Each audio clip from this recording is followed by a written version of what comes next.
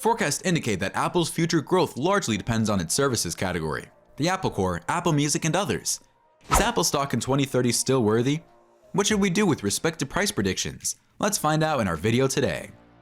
You all know about products like the iconic iPhone, iPad, and Mac, which are carrying the iPhone business today. Each new launch of these products triggers a buying frenzy at stores all around the world since going public in 1980, and Apple stock has gone up more than 120%, excluding dividends.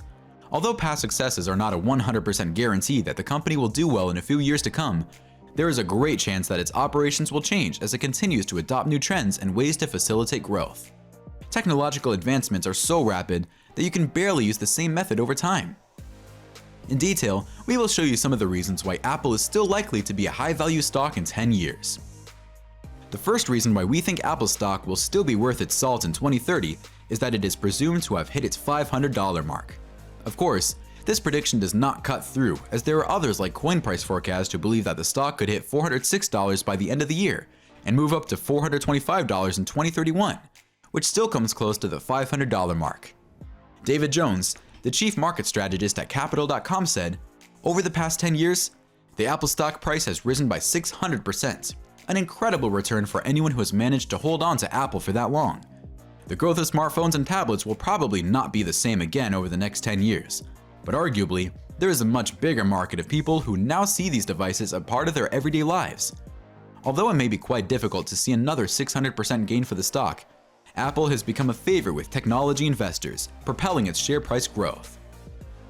Susanna Streeter, senior investment and markets analyst at Hargreaves Lansdowne, pointed out that worries surrounding logjams are why Apple needs to accelerate its bigger push into services, as it has the potential to offer more resilience going forward.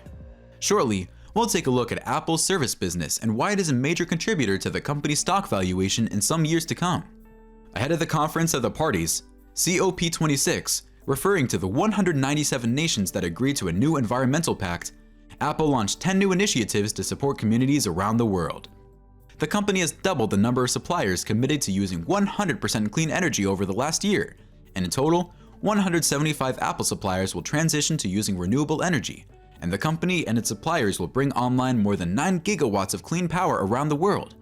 Recent milestones as far as this area are concerned include an 11% reduction in the carbon footprint of the iPhone 13 Pro and an 8% reduction for the 16-inch MacBook Pro compared to its previous generations. Does this effectively maintain Apple's record on the market?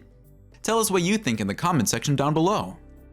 Now on to Apple's service business. In fiscal 2021, Apple generated $366 billion in annual sales, and $297 billion, or 81%, came from its product segments, while the other $68 billion, or 19%, came from its services segments. Currently, in the most recent quarter, while the product segment fell 0.9% year over year to $63 billion, equal to 76% of its total revenue, its service segment rose 12.1% to roughly $21 billion, representing 24% of sales. The story only kept improving for the services segment in quarter 3, when it recorded a marginal climb of a gross profit to finish at 71.5%. The services segment continues to outpace its products category in top-line growth and profitability. Apple sales are predicted in fiscal 2030 by some analysts to hit $692 billion, which is slightly above the earlier forecast of $676 billion. So, should you invest in Apple stock because it seems profitable in the long run? Subscribe to this channel. We'll bring you the answers shortly. Although the invention and launch of Apple Car may not necessarily disrupt the market space, Piper Sandler says it could become a solid hardware revenue source for Apple come 2030.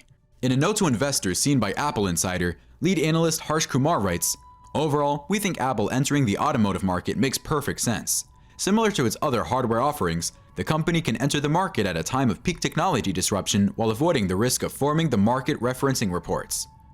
He points out that the Apple may be targeting a run of 100,000 vehicles in 2024.